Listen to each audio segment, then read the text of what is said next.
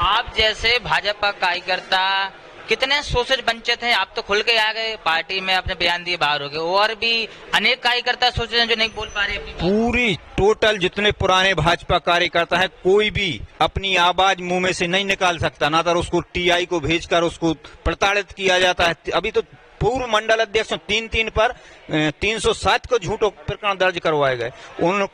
उन पे बेल ने मारा था एक उससे, लेकिन वो कुछ कारणवश इनसे मंत्री जी के यहाँ वो नहीं आते थे, तो उन पे 307 की कायमी करवा दी। और अब हमने नमस्कार, आप देख रहे हैं राजधानी समाचार। बात की जाए मध्य प्रदेश का वो बुंदेलखंड अंचल क्षेत्र जहां पर मध्य प्रदेश को एक मुख्यमंत्री के रूप में उमा भारती मिली है। सागर संभाग की बात की जाए तो सागर संभाग और सागर शहर हमेशा राजनीति में चर्चित माना जाता है। हमारे साथ राजकुमार धनोरा जी हैं, और वर्तमान स्थिति में न भाजपा पार्टी छोड़ी है या भाजपा पार्टी ने प्रताड़ित किया है, जो भाजपा पार्टी छोड़ के आज ओबीसी महासभा संगठन को इन्हें ज्वाइन किया। राजकुमार जी, सबसे बड़ा सवाल तो ये कि आपने इतने वर्षों तक भाजपा पार्टी में समय दिया, क्यों भाजपा पार्टी आपको छोड़नी पड़ी?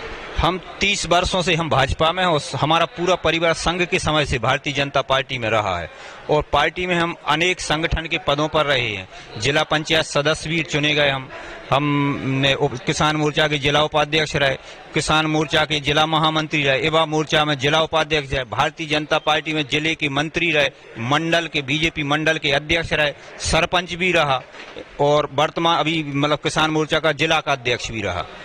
मैंने 2018 में भी स्थानीय प्रत्याशी की मांग की थी और टिकट मांगा था सुर्की विधानसभा से। उस समय भी मतलब हमारी पार्टी की वहां से सुर्की विधानसभा से विधायक थी, और इस बार फिर मैंने स्थानीय प्रत्याशी की मांग की थी। टिकट तो ठीक, हमने स्थानीय प्रत्याशी की मांग की थी कि किसी को भी सुर्की विधानसभा से स्थानीय, आज तक सुर्की विधानसभा एक ऐसी विधानसभा है सागर जिले में कि स्थानीय विधायक नहीं बना, तो मैंने मांग की थी पार्टी के इस बार स्थानीय प्रत्याशी सुर्की विधानसभा को दिया जाए। आप एक पुरानी पार्टी छोड़ के आए हैं, संगठन में आए हैं जिस संगठन की कोई विशेष कोई पार्टी नहीं है, तो अब कैसे आप विधानसभा की तैयारी करेंगे? 2023 का चुनाव भी पास है, 2024 का भी लोकसभा चुनाव पास है, कैसे सुर्की विधानसभा में अपने कार्यकर्ता बना पाएंगे?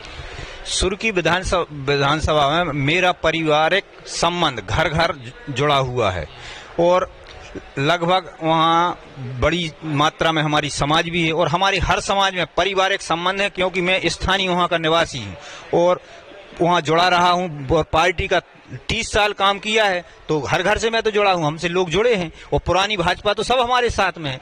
आज ये तो 3 दिन पहले कांग्रेस से भाजपा में आए, जो लोग इनसे लड़े और जो उन लोगों पे तो अत्याचार कर रहे पूरी वही तो हमने आवाज उठाई, भ्रष्टाचार कर रहे उन पे, पर पूरे परिवार भर को इनको पद चाहिए, इसी चीज को मैंने उठाया। उस कारण से हमसे जो द्वेष का रखते थे और हमें गलत तथ्य पेश करके इनने हमें निष्कासित कराया। आप जैसे भाजपा कार्यकर्ता कितने शोषित वंचित हैं। आप तो खुल के आ गए, पार्टी में अपने बयान दिए बाहर हो गए, और भी अनेक कार्यकर्ता शोषित हैं जो नहीं बोल पा रहे अपनी बात। पूरी टोटल जितने पुराने भाजपा कार्यकर्ता है, कोई भी अपनी आवाज मुंह में से नहीं निकाल सकता, ना तो उसको टीआई को भेजकर उसको प्रताड़ित किया जाता है। अभी तो पूर्व मंडल अध्यक्ष 3 पर 307 को झूठो प्रकरण दर्ज करवाए गए। उन पे बेल ने मारा था एक उससे, लेकिन वो कुछ कारणवश इनसे मंत्री जी के यहाँ वो नहीं आते थे, तो उन पे 307 की कायमी करवा दी। और अब हमने जब बात पत्रकार वार्ता में रखी थी, उनसे दबाव बनाकर, उनसे 4 दिन बाद उनसे दबाव बनाकर उनसे एक कहलवाया गया कि नहीं, मंत्री जी ने मुझ पर कुछ नहीं करा, जो राजकुमार जी ने लगाया वो गलत आरोप। अगर उसमें तथ्य सही होता तो दूसरे दिन वो प्रतिक्रिया दे देते, उसी दिन प्रतिक्रिया लेते, लेकिन मंत्री ने अपने कक्ष में खुद सामने बैठकर उनसे बाइट दिलवाई। इससे मतलब कहीं ना कहीं प्रमाणित होता है कि भाजपा कार्यकर्ता प्रताड़ित है। एक और आप ओबीसी महासभा में गए, दूसरी ओर जिस पार्टी आप छोड़ के आए हैं उस पार्टी के स्थानीय विधानसभा जिसमें आप खड़े हो रहे हैं, सुर्की से मंत्री हैं, तो कैसे एक मंत्री के खिलाफ और आप विधानसभा चुनाव कर पाएंगे? वो कैसे वहां पर वो रहेगा विचार? जी, आज मंत्री हैं, इसके पूर्व जो 2 बार विधायक रहे। मैं इनसे 20-25 साल से पहले भी इनसे सामने लड़ा हूं, जब पार्टी में भाजपा था, जी कांग्रेस में थे, तब भी मैं सामने लड़ा, और आज भी मैं इनसे सामने लड़ने के लिए मतलब मैदान में उतर चुका हूं। पूरा क्षेत्र हमारे साथ है, और मैं आपको जिस तरीके से मुझे सुर्की क्षेत्र में जन समर्थन मिल रहा है, मुझे ये लग रहा है कि 31 मार्च तक ये अंग्रेज सुर्की क्षेत्र छोड़ देंगे और यह घोषणा कर देंगे कि मैं सुर्की से चुनाव नहीं लड़ूंगा। अभी कुछ दिन पहले आपने प्रेस वार्ता में अब रो रहे थे, ऐसी कौन सी नौबत आ गई क्या उस भारतीय जनता पार्टी के कार्यकर्ता रो रो के इस्तीफा दे रहे? वो तो हमें भावुकता में, जब जिस दल में हमने 30 साल मैंने काम किया हो और मैंने कहा, मैंने कोई पार्टी के खिलाफ एक शब्द नहीं बोला, मंत्री के खिलाफ एक शब्द नहीं बोला, उसके बाद भी मैंने भोपाल आकर माननीय शर्मा जी से, प्रदेश अध्यक्ष जी से क्षमा मांगा कि अगर मुझसे कोई पार्टी, आपको लगता है कि मैंने कोई पार्टी विरोधी गतिविधि में मैं सम्मिलित हूँ तो मैं क्षमा चाहता हूँ। और जब पार्टी ने कोई मेरे साथ गलत निर्णय किया तो एक स्वाभाविक है कि भावुकता में मुझे आंसू आ गए। तमाम बड़े नेता भारतीय जनता पार्टी या तो उनको बाहर कर रही है, छोटे मोटे बयान लेके उनको आरोप लगा के, प्रीतम लोधी का भी आपने देखा होगा। तो ऐसे कितने लोग आप देख रहे हैं आपके दृष्टिकोण में, कितने हैं जो पार्टी छोड़ सकते हैं? तमाम लोगों पर नहीं कर रही, ये जो संगठन में बैठे हैं ये अधिकतर पिछड़ा वर्ग के लोगों को टारगेट कर रहे हैं। और मतलब बड़े बड़े नेता उनने सोशल मीडिया पे, चाहे मीडिया के सामने बयान दे, उन पे कोई इनकी हिम्मत नहीं कि उन पे कार्रवाई कर दें। ये तो देखते हैं कि पिछड़ा वर्ग का है तो तत्काल उन पे कार्रवाई करके और उनको पार्टी से निकाल दिया जाता है। कार्यकर्ता पिछड़ा वर्ग का हो, सामान्य का हो, एससी का हो, एसटी? नहीं, इनको पिछड़ा वर्ग को टारगेट करते हैं। आप तो चाहे प्रीतम लोधी जी देख लें, चाहे हमारे वो ग्वालियर से राधे लाल जी बघेल जी देख लें, वो ऐसे कई प्रमाण है, भगत सिंह कुशवाहा जी को देख लें, मतलब टोटल मतलब पिछड़ा वर्ग को टारगेट कर रहे हैं। संगठन में बैठे जो लोग हैं वो पिछड़ा वर्ग को टारगेट कर रहे हैं। आने वाले चुनाव में क्या किसी और पार्टी में आप जाएंगे क्या? अभी हम क्षेत्र में घर घर जा रहे हैं, गांव जा रहे हैं और मेरा उद्देश्य 31 दिसंबर तक पूरे क्षेत्र में सुर्की विधानसभा के पूरे गांव कवर करूंगा और फिर उसके बाद मैं लोगों से पूछूंगा, उनके जैसा उनका हमारे साथ जो वो बोलेंगे उनके आधार पर मैं पार्टी से लड़ना है या निर्दलीय लड़ना है तो उनके आधार पर निर्णय लूंगा।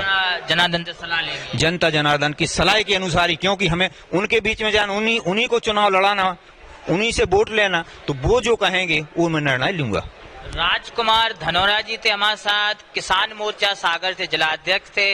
पार्टी में एक बड़ा कद था, लेकिन कहीं ना कहीं क्षेत्रीय स्थानीय मंत्री से खटपट होने के चक्कर में इन्हें पार्टी छोड़ी है, पार्टी ने इनको निकाला। तमाम आरोप लगते जा रहे हैं। अब देखना होगा बुंदेलखंड के सुर्की विधानसभा में आने वाले 2023 में किस प्रकार से राजकुमार धनोरा जी आगे बढ़ते। हमारे साथ और भी अरविंद दांगी जी, आप इनको पार्टी में लेके आए हैं। जी, मैं ये कहना चाहता हूँ कि बीजेपी अगर इस तरह की हरकत करती रही, देखिए आप आज ओबीसी वर्ग के एक जो व्यक्ति 30 साल से और 20 साल से संगठन में हैं, वो संगठन के लिए काम किए हैं, धन दौलत पैसा सब कुछ लगाया और अपना कीमती समय दिया, और आज बीजेपी ओबीसी वर्ग के एक व्यक्ति को उठा के बाहर फेंक रही है। आज ये देखिए, इसी महीने में बीजेपी ने कम से कम 4 जिलाध्यक्षों को ओबीसी वर्ग से जो आते हैं उनको उठा के बाहर फेंक दिया। कोई छोटा मोटा कारण देखा उठा के बाहर कर देते हैं।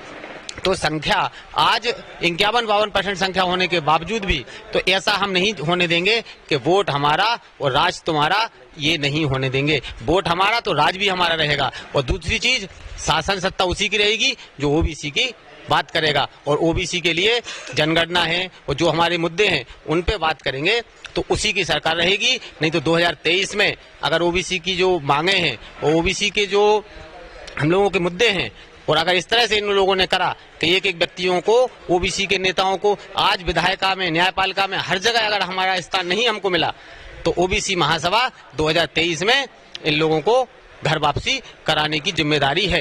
तमाम सामाजिक मुद्दे उठाते आए। कमलेंद्र जी हमारे साथ हैं, आप भी ओबीसी महासभा से जुड़े हुए, आपने तो कई मुद्दे उठाए, कैसे देखते हैं? बड़ा नेता मिल गया आपको? नहीं, यहाँ हमारे ओबीसी महासभा में कोई छोटा और बड़ा नहीं होता है।